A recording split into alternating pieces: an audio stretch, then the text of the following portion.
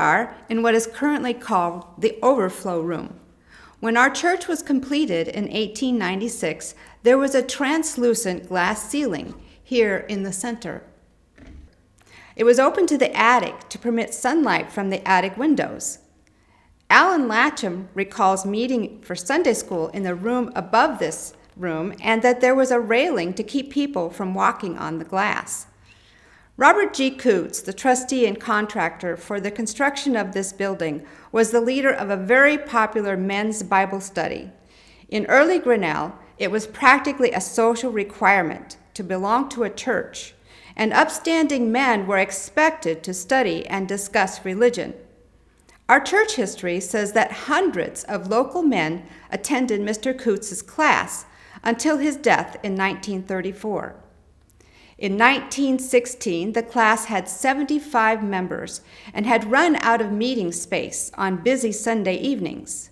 So a room was constructed in the attic above this room and was known as the Bob Coots Room. In this group photo, one can see the attic windows in the background, which are still visible up there today. Some of our long-time members still refer to it as the upper room.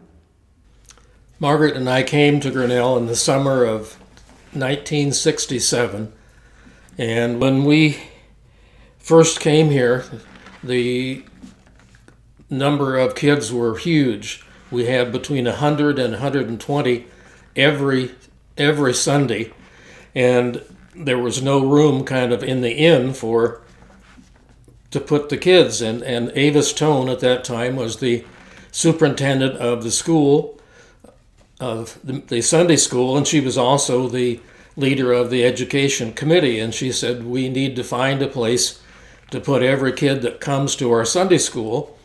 And she said, we'll find a good spot. And they looked around and they found that the attic in the southwest corner of our church was not at that time being used. And she said, would you, Larry, go up and be the teacher? And I said, we aren't even members of this church yet.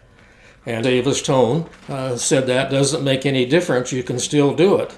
So she tagged me, and then she had Margaret to help in the kindergarten class. Before the class would come up here, we would always have a meeting in the sanctuary with all of the kids, and the superintendent would have a little Bible story and some Bible verses. We would sing a song, and then we'd come back to our regular class that we were meeting in.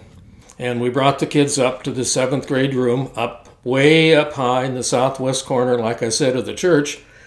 And the interesting thing was it was very nice in the spring and also very nice in the fall. But once winter came, it was extremely cold up there because there was no heat. And the kids, it didn't bother them at all. They would come with their heavy coats. They would also wear gloves. And it was kind of tricky when we had any activity with scissors or with markers or colors to do any craft work, because it was hard to hold on to the things if they had heavy gloves on.